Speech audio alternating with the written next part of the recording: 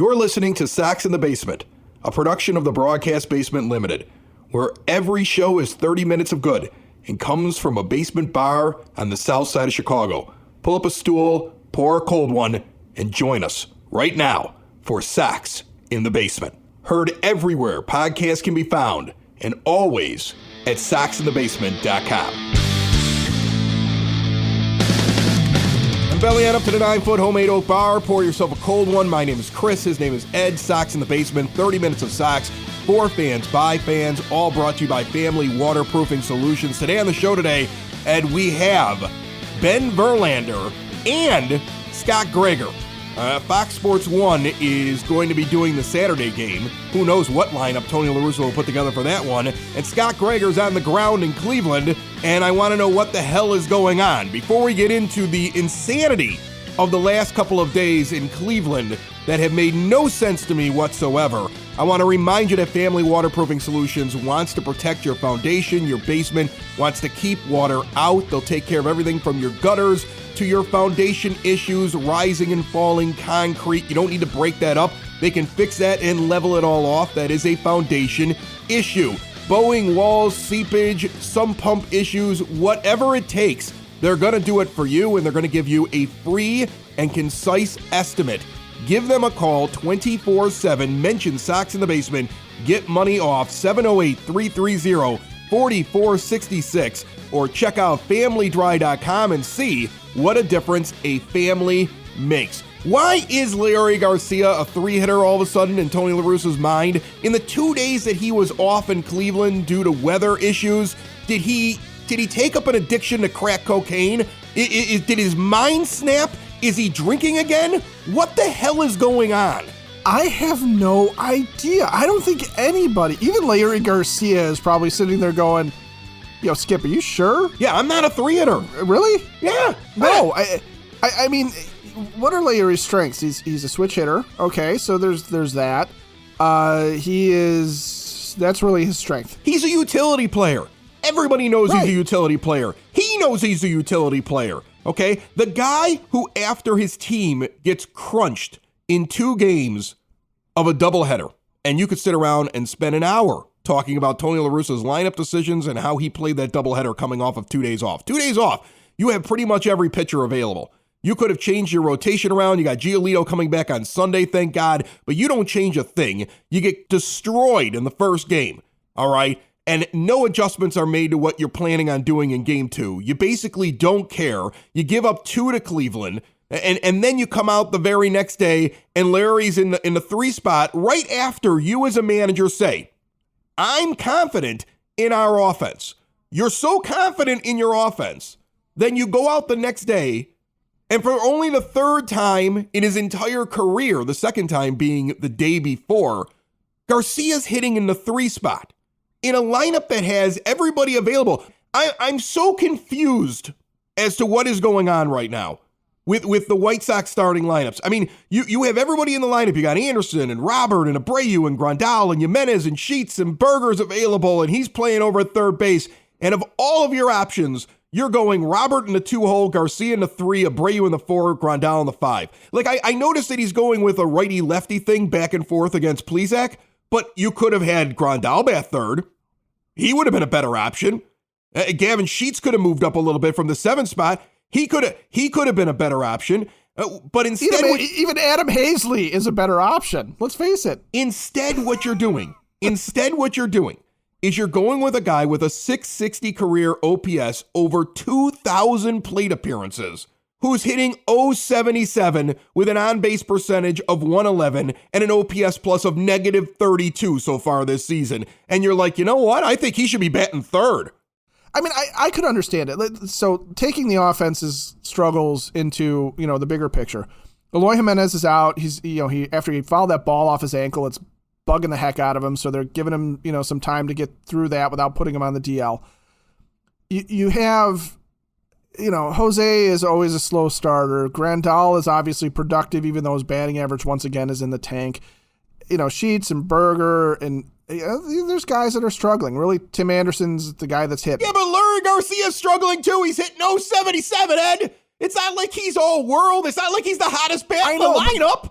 That's my point is that I could understand if you're trying to jumpstart the lineup, if Leury was hitting 375 along with TA, if the middle of your infield is the only two guys on the team hitting, and you're like, all right, I'm going to put Anderson's our leadoff hitter. Leury's hotter than, lava, and I'm going to throw him right there. But he's not hotter than lava. He's colder than lava stone.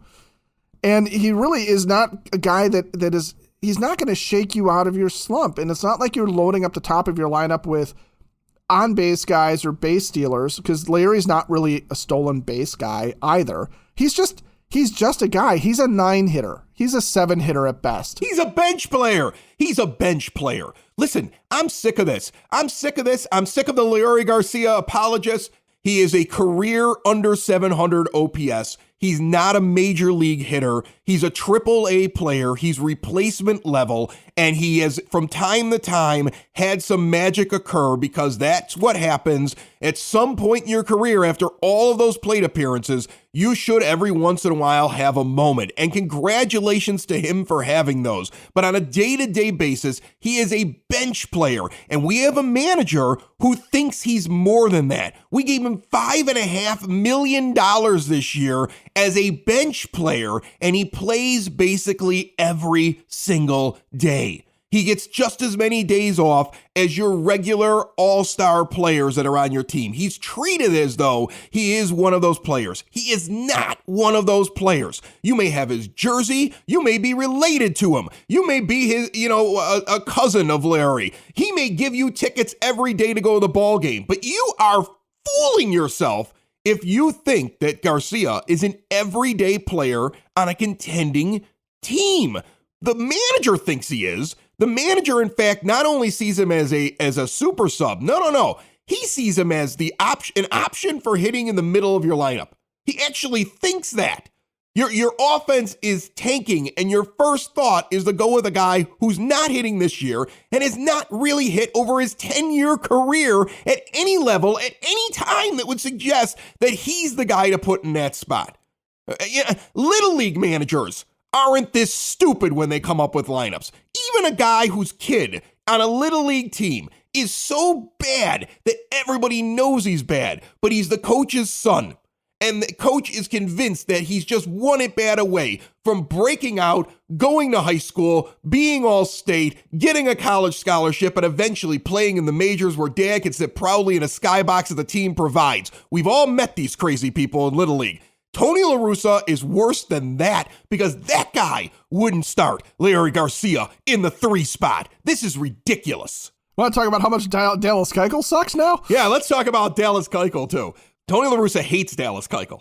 As much as he loves Leury Garcia, Tony La Russa hates Dallas Keuchel. Tony La Russa is the guy that sat there at the beginning of spring training and said, here are my 1, 2, and 3 guys in the rotation. I don't know who the 4 is, but Dallas is definitely the 5th. Yep. And then Tony leaves him out there in the 2nd inning to give up 9 runs. He just leaves him to die. For every piece of love that Leury Garcia gets, the opposite is Dallas Keuchel, a pitcher who's no longer very good and continues to make excuses that it's somebody else's fault but his. And that is not going to go well on the South Side. The reaction to him talking about the defense after the game, the defense was not responsible for the majority of those runs. If the 8 runs would have been scored in the 1st inning with the errors that happened in the 1st inning, okay, fine, maybe you have a point. You still don't talk about it to the press, but maybe you have a point. But as a veteran pitcher who's clearly on the downside of his career and doesn't have very much, whose manager has no respect for him whatsoever, okay, and has shown that in his comments and the way that he left him out there, for Keuchel now to be sitting there complaining about the defense, you will not last long. And maybe that's what they want. Maybe the idea is we don't want to eat this $20 million. Maybe we can get him to retire. Okay. Maybe we can make his life so miserable he quits. I can't figure out the Dallas Keuchel thing as much as I can't figure out the Leury Garcia thing. No. And you look at what Dallas did yesterday. So, okay. Were there 4 errors in the game? Yes, there were. And is that excusable? No, it's not. But the errors aren't really what caused it. It's not like he gave up, the 10 runs and they're all unearned or something like that, where it's bad. Even his own words, he's sitting there saying, a lot of first pitch swing, a lot of ground balls. 9 singles and a blast. I'll take that. Well, 9 singles, dude. You give up 9 singles over the course of 2 innings, you're getting blown out. You'll take that. Okay? I didn't understand his commentary on it. He gave up 8 earned runs out of the 10. It's just, no strikeouts, 1 walk, 1 wild pitch. I mean, he wasn't good. What kind of hallucinogens are they handing out the White Sox dugout right now? Because Tony's on him, Dallas is on him, and several other people seem to be on them as well. Well, I don't know. And then, you look at it too, and after his first start, you and I talked about it, how he changed up his pitch selection, right? And he was going away from the sinker, and he was going after more sliders, more changeups, more cutters. He was trying to work those things in and change how he looked to teams. He went right back to 54% of his pitches yesterday were sinkers, and I really don't even think they count as sinkers. I'm going to be dopey dad joke guy and say that he threw 54% stinkers. Wow. This is why we have 2 guests today. This is why Ben Verlander's coming up, Scot Gregor as well. We've got a lot to cover here in just 30 minutes. This is Sox in the Basement, found everywhere podcasts can be found and always at soxinthebasement.com. Wow. If you're heading out to the ballpark this season, and I'm sure you are probably multiple times, one of the must-go-to places around the ballpark, Cork and Kerry at the Park. 33rd and Princeton, in the shadow of the ballpark, an award-winning menu of burgers and ballpark favorites, an extensive bar with a rotation of craft beers, familiar favorites, spirits, wines, indoor, outdoor seating. It is your home base for White Sox pregame, postgame, and viewing parties. On Mondays, when the Sox are not at home, 2 for $1 on the burgers whenever you dine in. But like I said, on game days, this is the place to be. It's where we go before and after a game. Great food, great ambiance. It's not going to kill your wallet. I am always leaving free Sox in the Basement swag over there. Look around for it, and we will see you soon. 33rd and Princeton at Cork and Kerry at the Park. On the phone line with us right now, he is the host of the Flippin' Bats podcast. You see him on Fox Sports 1, and from time to time, he releases power rankings and forgets the Chicago White Sox in the middle of them. Ben Verlander is on the line. How are you, Ben? I'm great, man. Thanks for having me. I got to be honest with you. I gave you a little bit of grief about that on this show, and I do appreciate you jumping on. How do you forget a team like the Chicago White Sox after all the hype over the last couple of years? Like coming up, I mean, here they are. They're going to be playing the Twins on Saturday. They're clearly a big deal now, right? Oh yeah, they're a big deal, and I've been on board with them since the beginning of last year. I'm a big believer in this team. I think they have one of the most complete rosters on paper. And it's pretty simple how it happens. I do those power rankings every single week. And they were in them every single week. And then the one week, I had them, I forget exactly where I had them. I think I had them at like 5. And then I deleted them because I wanted to move them up to 4. So I deleted the 5, moved the team 4th up to 5th, and then I just forgot to add them back in. And that's how it happens. And then next thing you know, you're like public enemy number 1 in Chicago for trying to move a team up your power rankings, but you end up forgetting to put them back on, and that's how it happens. Yeah, White Sox Twitter can be something fierce, okay? And we also made fun of it on this show, I got to be honest. But let's talk about what's going on with the Sox right now. First of all, really weird week for them. They get 2 days off. Tony La Russa then decides that Leury Garcia is suddenly a number 3 hitter, even though over his entire career, he's never had his OPS over 700. He doesn't look like a 3 hitter. He's really a bench piece. And he's playing with his lineup right now. They've lost a few games. They've had a little bit of a roadblock or a speed bump here in Cleveland, and now they're going to take on the Twins this weekend. You guys have one of the games on Saturday is going to be on FS1. What do you think about this team early out of the gate? They've got injuries and stuff, but, I don't know. I think White Sox fans expected them to just come out gangbusters, and they're not getting it. Yeah, there aren't a ton of teams that you look around like, man, they came out as expected. Look, it's early. It's early in the year, and there was a shortened spring training, and it's cold. You can make all the excuses in the world.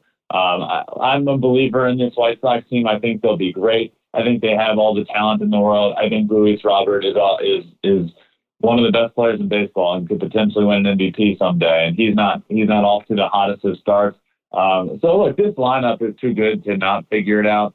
I am sick and tired of the injury bug biting the White Sox. It was last year. It's happening this year. I'm tired of watching that happen, so I hope they can stay healthy. But look, once we get a little more into the season, they will be off and rolling, and they will be just fine. I truly believe that. They're just too talented on both sides of the ball. Pitching, they're great. Offensively, they're great. And once everybody is clicking and into a groove, they'll be just fine. When you see the early injuries with the pitching staff, were you surprised that they only added a guy like Vince Velasquez and a very late signing in Johnny Cueto?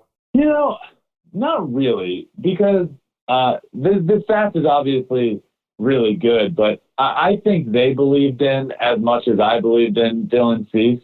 Before the year started, I had Dylan Cease being a top three, like a Cy Young contender this year. I really believed in him. I think he's an absolute stud. I was hopeful that he could put it all together this year and be the dominant pitcher that we saw at times last year. And at least through the first few starts, I think that's shown itself to be the case.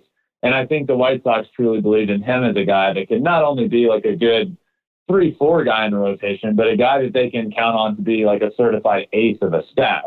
So now you pair him with Giolito, and you're looking at an incredible 1-2 punch in that rotation. It's not surprising to me that they didn't go out and add. Once Len went down, that hurts the depth, certainly. But I think they just believed that they were good enough and that the rotation can be good enough so that it can win games even while Len is out. And Cease is certainly stepping up. There was a moment on Twitter during that really weird off season where it was suggested the White Sox actually had a seat at the table and a chance of grabbing your brother, Justin. Was he ever really going to go anywhere except for back to Houston? Did the Sox even have a chance? Oh, yeah. He was, Houston was definitely not a certainty by any means. It was his first time being a free agent, and there was a lot on the table. There were a lot of offers that he was very much so considering, and it didn't look like, who knew what was going to happen. But I can definitely say that there were a lot of offers on the table, and that it was anything but a foregone conclusion that he was going back to Houston. And when all was said and done, at the last second, it all came together. But look, he was definitely interested in some other offers for sure.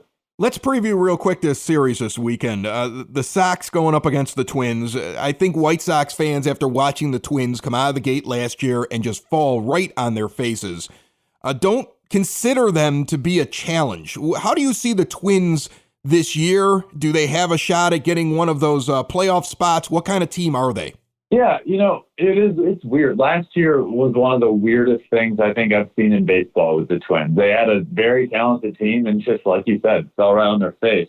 And this year, they've certainly improved in areas. Offensively, they are really, really good. And so far, they're not putting up runs in bunches like I thought may be the case. And that I think will be the case. I think Carlos Correa is, one of the best shortstops in baseball and deserves all the money that he got. I think he's going to be great. I think Byron Buxton is an MVP candidate. If he can stay healthy, he's one of the best players in the game. Now, that's a big if, obviously. He hasn't shown that to be the case yet. But when on the field, he's one of the best in baseball. So this team is really, really talented offensively. And they do have some guys that can pitch, and that's what worries me with the team, though. When their offense isn't clicking on all cylinders, they're going to be really beatable. So look, I think the White Sox do well in this series. They can pitch, and if you're a team that can pitch and shut down a good offense, I think you're going to do well against the Twins because they're going to give up some runs as well. Sox Twins this weekend. It's going to be on FS1 on Saturday. And you also do the podcast Flippin' Bats. And, look, podcasting, it's a thing now. Everybody's got one. Even I have one. I'm just a guy who sits in his basement and talks about the White Sox. But I'm guessing the name of the show is because of your affinity for bat flipping. Is there a guy you look forward to bat flipping wise when you're watching a game? Are you a Tim Anderson bat flip fan? Yeah, I was about to say, even before you said that, I was about to say Tim Anderson. He's kind of the guy that really put bat flips in baseball on the forefront. He did it a few years ago, and the whole world got up in a storm about it, it seemed. And now now look where we are. Everybody's doing it. Everybody's, everybody's understanding that it's good. It's exciting for the game. I think it's important for the game. Look, for too long, people have viewed a bat flip or storming around the pitcher's mound as showing up the other side, showing up the pitcher, showing up the batter. And the fact of the matter is it's just not true. The game of baseball is very fun. It's exciting, and there's a lot of emotion involved. So let that emotion out, have fun playing the game. It's a game at the end of the day, and it's fun to play it. So I'm all for it, and I'm very appreciative of Tim Anderson for what he did a couple of years ago. Ben, you played the game, and I just wonder, before I let you go, what you think of what the Giants are doing right now. The Gabe Kapler comments from last week. I loved it. The idea that we're going to just run up the score and get into your bullpen and put pitches on those arms because we want to win the entire series and we want to weaken you as the series goes on. A lot of old school people hate that stuff, but I want to say you're right around 30 years old. You're a young ball player who's now turned into a broadcaster. So I would imagine you might be a little bit more new school. What did you think of that? I love it. And in between those lines, it's a war. It's a battle. And if you can put up some runs in the first battle of the series, then yeah, let's get into them a little more. Let's put some pitches in a bunch of their guys. Let's make it so that on game 3 of the series, we've seen this guy already, and we put 20 pitches in him, and we all know what he has. That stuff matters. It really does. So look, I hear the crowd of, don't run up the score and blah, blah, blah. There is a place for that. There is a place for, if you're up 10-0 in the 9th inning, you don't need to be stealing bases. You don't need to be dropping down bunts. I'm all for that. But when it comes to guys swinging away and hitting, it's a battle between those lines. I love what he said. I love what the Giants are doing. I love what they've been doing for the past 2 years. They've been constantly underrated by everyone. And then, they did it last year. They won the NL West, well over 100 games. And now this year, you lose Buster Posey, you lose Chris Bryant, everyone's saying, okay, well, they can't do it again. And now they're out of the gates hot again. And Gabe Kapler certainly has his fingerprint on what's going on over there. And he's a very new school leader, and he's doing it well over there. I mean, it's very impressive what they're doing. Ben Verlander, an MLB analyst for Fox Sports and also the host of Flippin' Bats. Check out his podcast. You'll see him on Saturday during coverage of Sox Twins on FS1. Ben, you're welcome back anytime. Thanks for joining us. Of course. I appreciate you having me. Ben Verlander, our next guest, Scot Gregor, and every guest on Sox in the Basement now proudly brought to you by the Village of Lamont. Timeout Chicago just named it one of the best one-day getaway locations in the entire Chicagoland area. Experience a downtown with real history, great eats and drinks, green spaces filled with adventure, breweries, wine bars. They've got outdoor activities for all ages over at the Forge. Shop, dine, drink, and explore in Lamont. Learn more at lamontdowntown.com. Scot Gregor, what the heck happened this week? Well, I think the highlight, Chris, was Monday and Tuesday when there were no games. How's that? Because yeah, the doubleheader on Wednesday and then Thursday's game. It's I can think of Tanner Banks pitching 4 scoreless innings in Game 1 Wednesday. That might be the highlight of the week so far. So yeah, just not good in any area, especially offense. They're not hitting.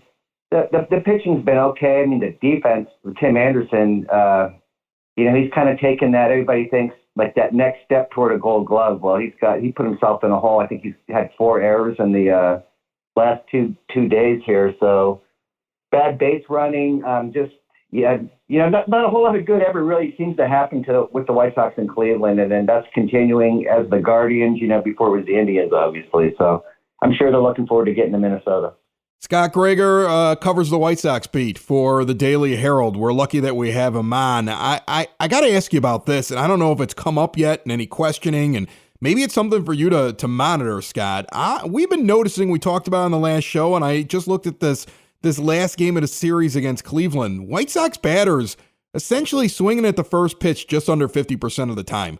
They are really aggressive at the plate. In that last game against Cleveland, 14 guys came up to the plate, swung at the first pitch. It resulted in 2 hits, an awful lot of outs. The offense isn't going anywhere. And Cleveland, when you look at what happened in that game, they can tell pretty much any time a White Sox player didn't swing at the first pitch. I think it was 14 out of 17 times it was called a ball. They're not giving them anything to hit early in the count, and the White Sox can't wait to get up there and swing. Do you think they're getting really aggressive early on, and that might be a problem? That's a huge problem. It's like you see some of these young guys, like I've noticed it really with Jake Berger, just really over anxious. But I mean, he's only got 20 major league games under his belt, missed 3 years. You can kind of understand him, just trying to swing at anything. But I mean, this happening still with Jose Abreu's doing it, and Tim Anderson, is not going to walk. He's actually hitting. He's like the one guy that he's not fielding, but he's actually putting the ball in play. But Frank Menachino, the hitting coach, just stresses, like most hitting coaches, don't put yourself in a hole. Don't be over aggressive. And, it does happen. And it's kind of like, something to keep an eye on. Like you said, right now, it usually levels out. I'm sure it will. But if this is 2 weeks down the road here and it's still happening, it's going to be a problem. Do you think that there's a possibility, because we've kind of explored it a little bit on this show today, and when I say explored, I yelled about it for a few minutes. Do you think there's a possibility that Tony La Russa is not a big fan of Dallas Keuchel? Like he came out in spring training and was like, here are our 1, 2, and 3 starters, and Keuchel's the 5, but we don't know who the 4 is yet. And then he kind of left him to die in the second inning of his last start. Like, is there something going on there, or am I reading too much into it? You could say, Tony, but I think it's even more the front office. If you really look into what Dallas Keuchel's contract looks like, if he hits 160 innings this year, he's got an automatic option that kicks in for next year for quite a bit of money. I believe it's over $20 million. He's falling apart physically. His ball's not moving like it used to. He's not keeping it down like he used to. Can't get lefties out. I think with the game 1 of the doubleheader there, they had to almost leave him in there in the second inning and just hope that you can't blow out. Even though they do have an expanded roster, but I think the problem was just covering, so many innings. And but it's the whole Dallas Keuchel thing it's not good, and it's Tony, it's the front office, it's going to be a long year for Dallas, I think. Yeah, hopefully it's not going to be much longer watching this team kind of struggle a little bit. What do you think is the key? You're watching this team. You've been covering this beat. You've talked to these players. You were down there in spring. I'm sure there was an awful lot of, this is our division to take. Liam Hendricks was on this show over the offseason and famously said it's 162 warm-up games for the big thing in the postseason. Like, he's just assuming we're winning this division and we're going after a World Series this year. And now they come out of the gate and they stumble. I would imagine it's probably a shock to them. And also, something has to click. What do you think is the key here? Is it a certain player? Is it a pitcher? Is it just getting healthy? It's, Chris, I hate to just paint such a broad brush, but it's all of them. It's obviously the injuries. I mean, it's almost ridiculous. Every day. It's Louis Robert today. He looks like he's going on the IL. They're getting A.J. Pollock back tomorrow. How long does he stay healthy? He was great in his first 2 games, but he's got a track record of injuries. Josh Harrison, injured. Lucas Giolito is supposed to come back Sunday. Can he stay healthy? He had some issues in the second half last year. Lance Lynn out till June. He's not getting any younger. So I think you start with the injuries. You go back to what we just talked about with the offense. I mean, that's a real good offense. I just don't see them. Maybe they got the wrong memo about, like, let's speed up the time of games here. It's like you don't have to swing at every pitch to do that. I think they'll get that ironed out. If you look around the division, I mean, I don't think it's the division. The rest of it is going to be as bad as it was last year. I don't think anybody finished over 500, but the White Sox. A little bit better, but it's not good enough that I think the White Sox will probably be like last year.